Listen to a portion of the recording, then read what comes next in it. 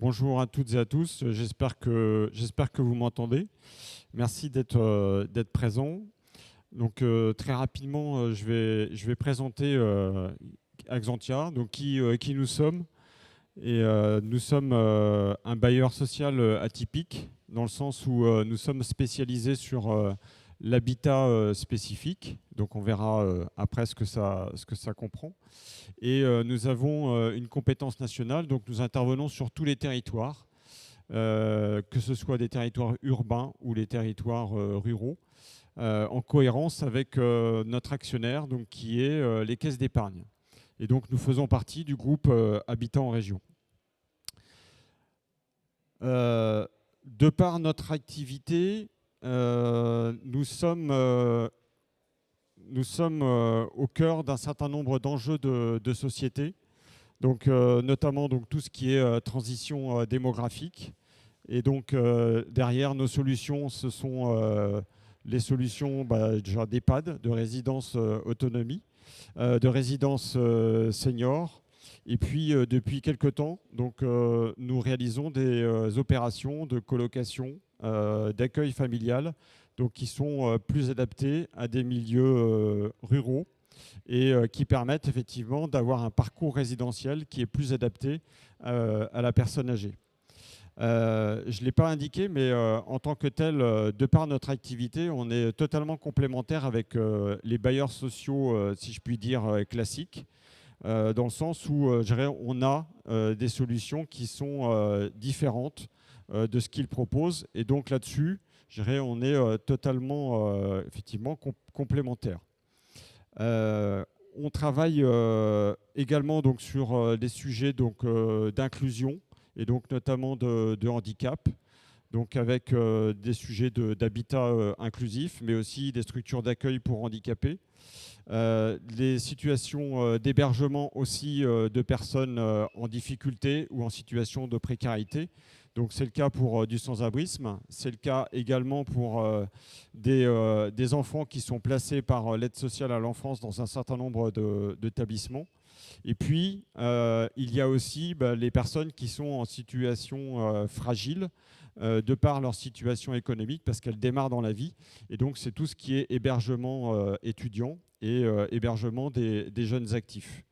On travaille également donc, sur la problématique aidant-aidé, avec pour projet de créer des centres de répit partagés qui permettent effectivement, que ce soit aux aidés et aux aidants, de pouvoir prendre, je puis dire, des vacances.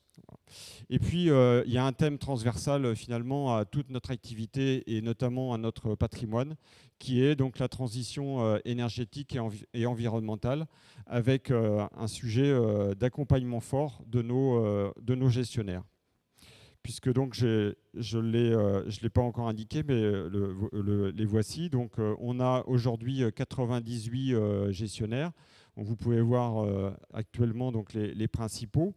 Nous, effectivement, de par notre statut de bailleur social, donc avec une activité spécifique, certes, on a géré un rôle de foncière. On a en face, je dirais, le gestionnaire qui gère la relation avec les résidents au quotidien. Et nous gérons les bâtiments sur la durée. Nos particularités, c'est qu'effectivement, on se situe toujours très en amont des projets, sur la rédaction des cahiers des charges, sur le montage financier, sur la recherche de subventions. Et puis après, donc, nous avons des équipes de maîtrise d'ouvrage qui sont capables de suivre des chantiers, une certaine expertise en matière de réhabilitation en milieu occupé. Et bien sûr, comme tous les bailleurs sociaux, nous travaillons donc en VFA, donc avec des promoteurs. Voilà. Nos principaux gestionnaires, donc vous pouvez le voir, donc essentiellement, quasi exclusivement, des acteurs de l'économie sociale et solidaire, avec des gestionnaires plutôt d'envergure nationale, mais aussi nous travaillons, donc compte tenu de notre spécificité d'intervention sur les territoires, avec des acteurs régionaux, voire des acteurs communaux. Et nous avons donc dans notre clientèle un certain nombre de CCAS. Et vous pouvez voir également donc, les partenaires avec qui on travaille sur un certain nombre de sujets, notamment sur le vieillissement. Donc de ce fait, juste pour vous indiquer donc aujourd'hui donc ce que nous représentons, donc nous avons 226 établissements, ça représente un peu moins de 12 000 personnes hébergées, donc une répartition donc sur 12 régions, avec une région qui est aujourd'hui prédominante, donc qui est la région Hauts-de-France. Donc c'est lié à des opérations de rachat successives. Donc il faut savoir qu'on a doublé de taille en l'espace de 6 ans. Voilà. Et je dirais de par l'ADN d'Axantia, puisqu'historiquement, on était né pour porter les établissements de la Fondation Caisse d'Épargne, notamment les EHPAD. Donc on s'est beaucoup développé sur l'accompagnement des personnes âgées et progressivement donc, sur les structures de handicap de jeunes et les situations de précarité. Notre développement, donc aujourd'hui, nous faisons en sorte de le diversifier le plus largement possible donc, sur les territoires et de le diversifier également sur, je dirais, tout type d'activité donc médico-sociale, même si effectivement la partie senior représente encore une partie importante. Donc vous pouvez voir que, comme je l'indiquais tout à l'heure, nous sommes aussi orientés vers des structures plus petites, donc telles que la colocation. Et puis donc sur le handicap également, il faut savoir que sur le handicap, on a une dizaine de types de structures dans notre portefeuille. Et au total, on a 22 types d'établissements dans notre patrimoine. Donc ce qui illustre également qu'on sait s'adapter aux spécificités des programmes et aux attentes de nos gestionnaires. Et puis donc actuellement, donc, nous avons quelques opérations étudiantes et jeunes actifs en cours. Voilà, on est plutôt porté par ce secteur d'activité. Voilà, comme je vous l'ai indiqué sur un slide précédent, donc on a un sujet transversal, mais comme tout acteur de l'immobilier et du logement, qui est donc la transition énergétique. Et de par la typologie de nos établissements, donc on est plus, nous, concernés par toute la problématique donc, du décret tertiaire. Voilà, donc avec effectivement ce que vous pouvez voir, donc les seuils à respecter donc à l'horizon 2030, 2040 et 2050. Donc c'est une démarche qu'on a lancée dès 2021 avec au départ plutôt un succès d'estime. Et puis je dirais la crise de l'énergie faisant son chemin. Donc maintenant, on a un peu plus de sensibilisation du côté des gestionnaires. Et donc on a dès le départ donc, bâti une démarche d'accompagnement donc, de nos gestionnaires, donc avec ce qu'on appelait donc, une charte donc, qui est une démarche qui part de l'audit énergétique et ensuite de plans d'action et ensuite de pouvoir réaliser donc, des plans d'investissement.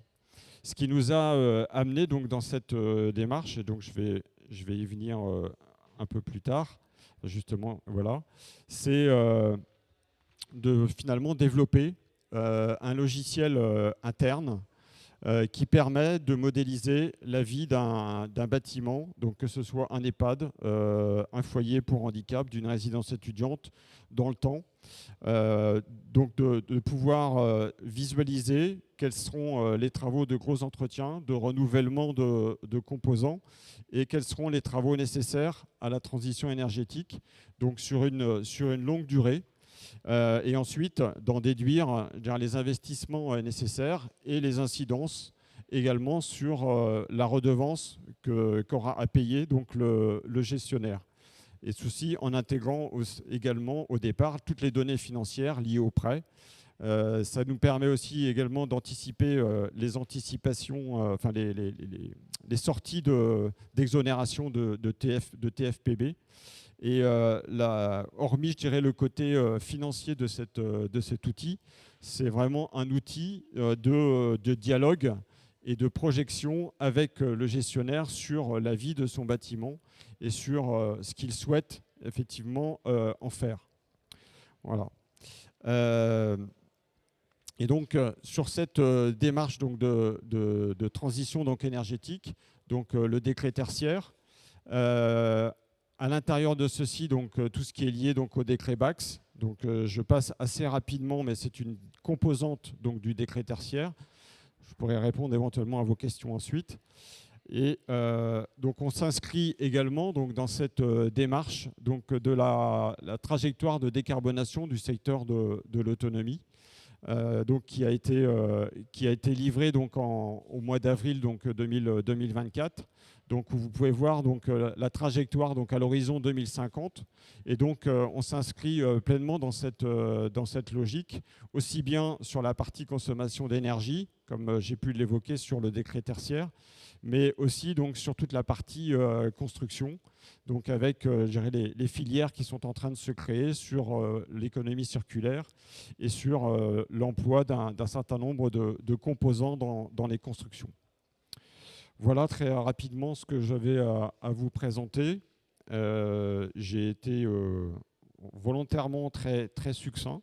Donc maintenant, je suis prêt à répondre à vos questions. Merci à tous, en tout cas, pour votre attention.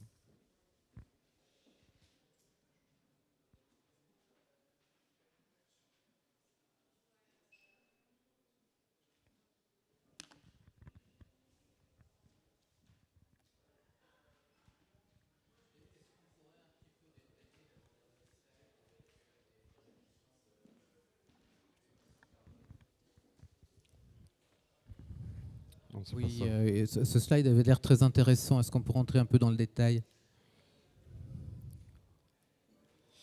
Celui-là, oui. Alors, lequel? Celui-ci? Celui-ci. Ouais. Donc là, c'est la mesure donc, qui a été faite par le Shift Project, donc pour la CNSA, sur l'empreinte carbone du secteur du médico-social. Donc ça comprend effectivement tout le secteur EHPAD, résidence autonomie, handicap. Voilà. Et il y a également aussi donc, tout ce qui est service d'aide à domicile. Voilà.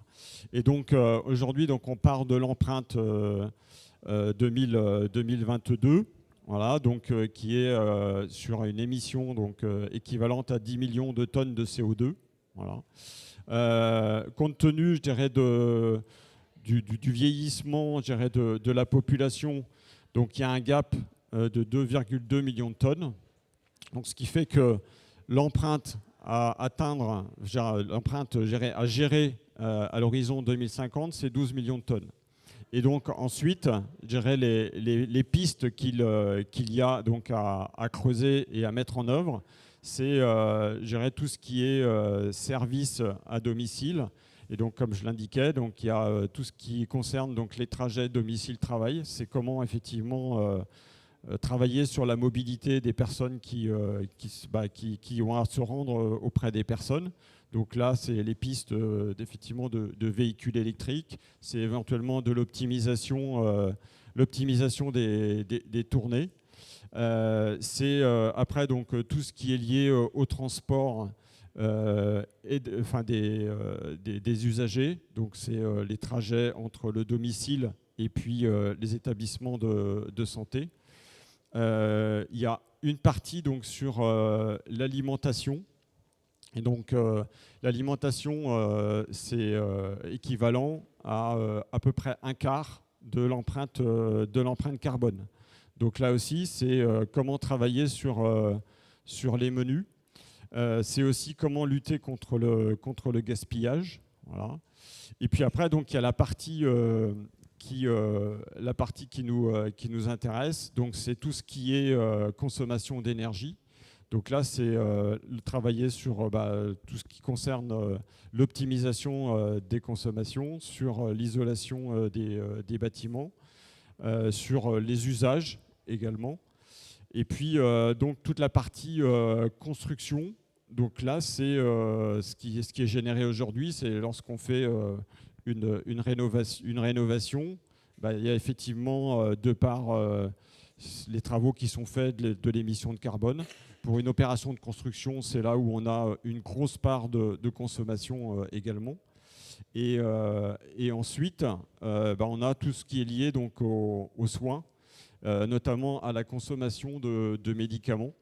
Ce qu'il faut savoir, c'est qu'en moyenne, une personne qui est en EHPAD aujourd'hui, elle consomme 8 médicaments par jour. Donc effectivement, c'est pareil, est pris en compte dans ce schéma, je dirais l'empreinte carbone liée à la fabrication de ces médicaments. Voilà. Et puis ensuite, après c'est plus anecdotique. Voilà. Est-ce que j'ai répondu à votre question?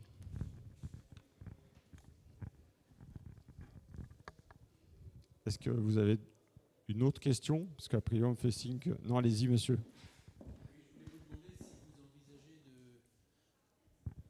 Oui, merci de l'exposé, là c'était très intéressant. Je voulais vous demander si vous envisagez d'étendre votre champ d'intervention vers le secteur de l'économie sociale et solidaire au sens large. Je prends un exemple, par exemple, il y a un nouveau type de structure qui émerge, là, ce sont les entreprises à but d'emploi, qui ont toutes de gros problèmes de locaux. Est-ce qu'éventuellement il serait envisageable que Axentia puisse être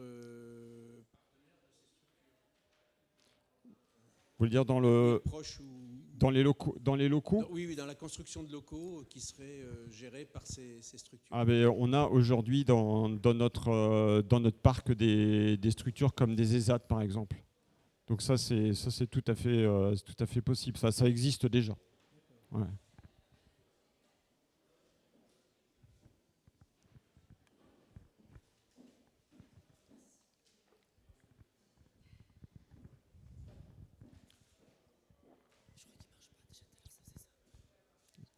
Il n'y a plus de questions.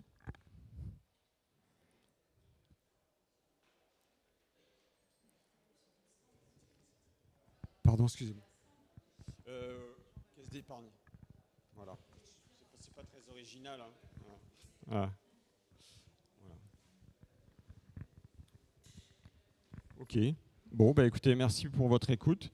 Bon, et puis je vous souhaite bon appétit. Voilà. Et un bon rafraîchissement. Pour moi, c'est ce qui va se passer. Bonne journée.